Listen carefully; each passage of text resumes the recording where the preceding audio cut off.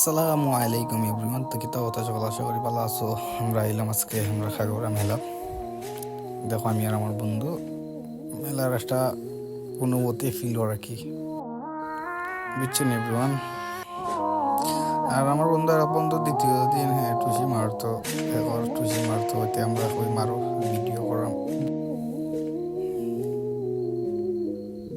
এ বাক্যই তুলে লিছে প্রায় 967 মতো তুলে লিছে, বুঝছেন।